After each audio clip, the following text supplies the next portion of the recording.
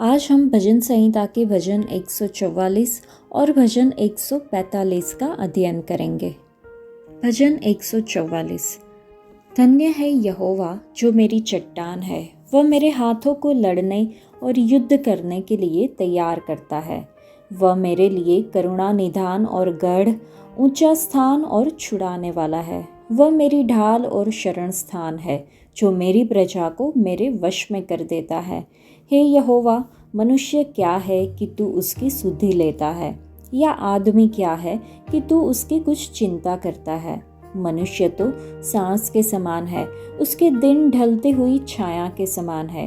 हे यहोवा, अपने स्वर्ग को नीचा करके उतर आ, पहाड़ों को छू, तब उनसे धुआं उठेगा।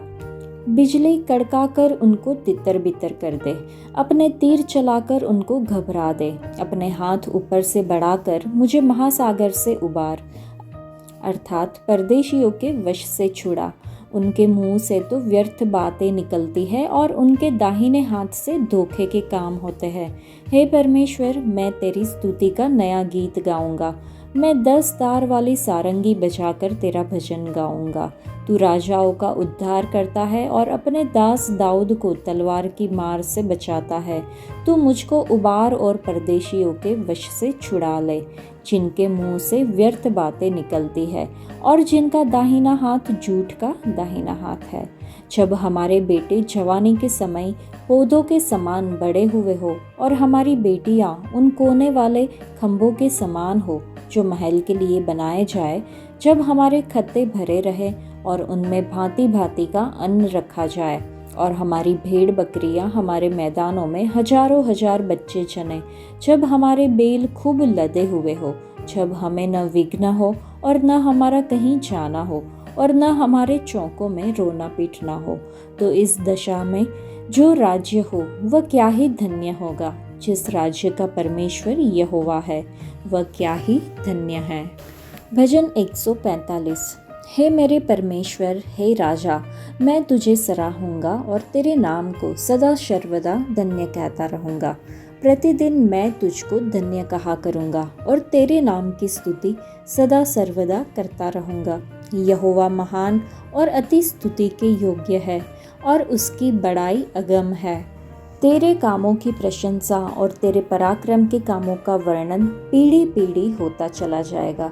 मैं तेरे ऐश्वर्य की महिमा के प्रताप पर और तेरे भांति भांति के आश्चर्य कर्मों पर ध्यान करूंगा। लोग तेरे भयानक कामों की शक्ति की चर्चा करेंगे और मैं तेरे बड़े बड़े कामों का वर्णन करूंगा। लोग तेरी बड़ी भलाई का स्मरण करके उसकी चर्चा करेंगे और तेरे धर्म का जय जयकार करेंगे।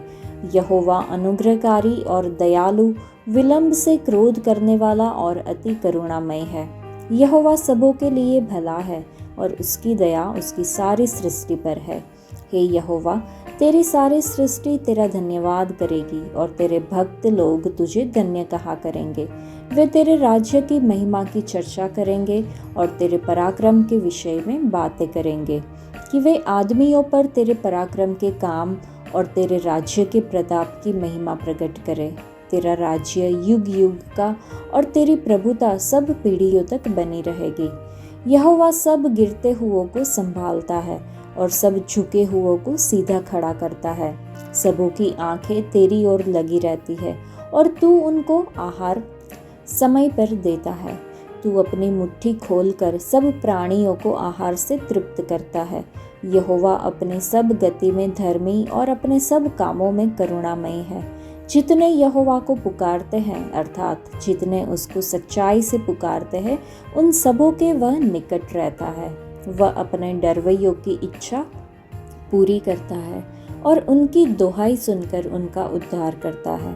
यहोवा अपने सब प्रेमियों की तो रक्षा करता, परंतु सब दुष्टों का सत्यानाश करता है।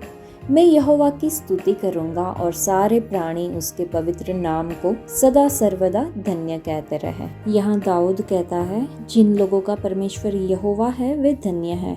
वह उनकी समृद्धि का वर्णन करता है, अर्थात उनकी विशेषता, महानता, सुख या आशीर्वाद। उनके पुत्र अपनी युवावस्था में बढ़ते पौधों के समान होंगे। इसका मतलब है कि वे कोमल पौधों की तरह विकसित होंगे और खिलेंगे। आत्मिक जीवन और सांसारिक जीवन दोनों में फलेंगे फूलेंगे, सामर्थ्य और भरपूरता में बढ़ेंगे। उनकी पुत्रियां राजमहल के कोनों की तराशी हुई सुंदर स्तंभों के समान होंगी। ये दर्शाता है कि उनके बच्चे कितने अधिक आशीर्वादित होंगे। चलिए हम इस पर मनन करें। लिखा है, उनके भंडार विविध प्रकार के पदार्थों से परिपूर्ण होंगे।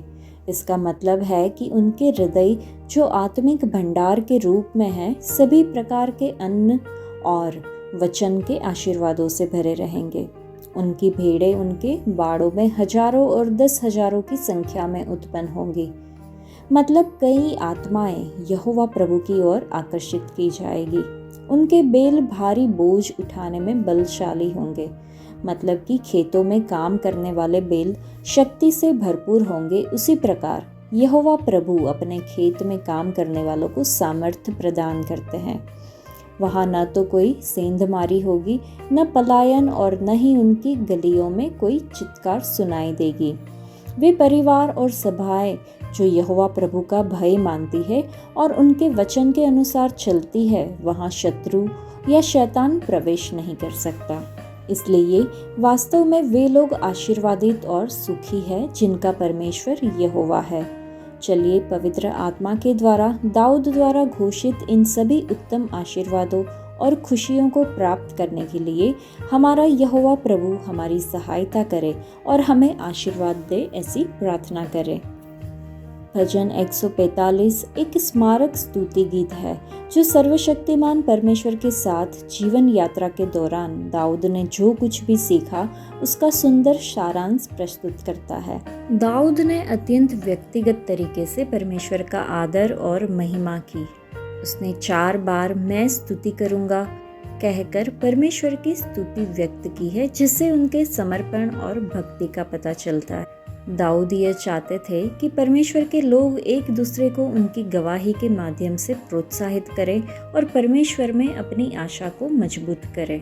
पुरानी पीढ़ी परमेश्वर के भूतकाल के शक्तिशाली कार्यों को याद करके और उन्हें साझा करके युवा पीढ़ी को स्तुति के लिए प्रेरित कर सकती है। उसी प्रकार वर्तमान में परमेश्वर जो अद्भुत कार्य कर रहे हैं उन्हें प्रकट करके युवा पीढ़ी भी पुरानी पीढ़ी को स्तुति करने के लिए प्रेरित कर सकती है। दाऊद ने परमेश्वर की स्तुति की क्योंकि उन्होंने परमेश्वर की महिमा के भव्य वैभव और उनके अद्भुत कार्यों पर मनन किया। उन्होंने परमेश्वर की स्तुति की उनकी महानता के लिए और उन कार्यों के लिए जो उन्होंने किए हैं। दाऊद की अंतिम घोषणा यह है कि वह बार बार अपने मुंह से परमेश्वर की स्तुति करेगा। यह भजन 145 का यह अंतिम पद बाइबल में दाऊद के अंतिम शब्दों में से एक है। इसमें वह परमेश्वर की स्तुति और महिमा करता है और वह सब लोगों को ऐसा करने के लिए आमंत्रित करता है। आज के लिए इतना ही। परमेश्वर आप सबको आशीष दे। धन्यवाद।